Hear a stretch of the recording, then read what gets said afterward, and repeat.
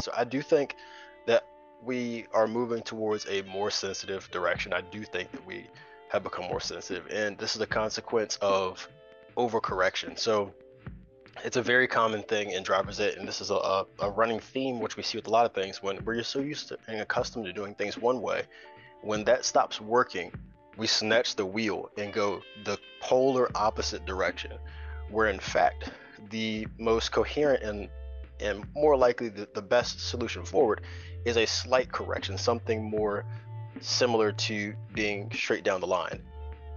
And so that's what we're currently seeing. And I think a lot of this has to do with the rise in mental health awareness, which is absolutely great.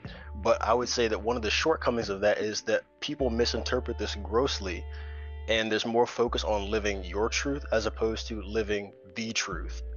And so when it comes to sensitivity, there's a quote that I encountered last week, and I thought that this was beautiful. And the quote is that the truth without grace is mean, but grace without truth is meaningless.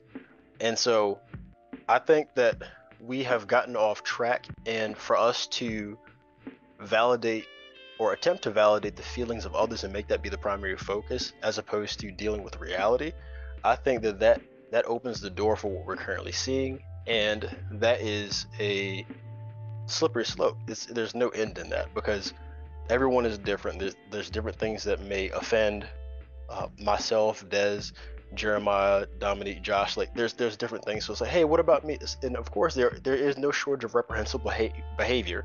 I'm aware of that. But I'm saying that we should be very metered and thoughtful about how we approach the situations, and then also in those situations that do arise, what is the true intent there? Are we looking to punish someone? Is that the first and foremost? Are we looking to spread the truth or find a peaceful solution for all parties involved?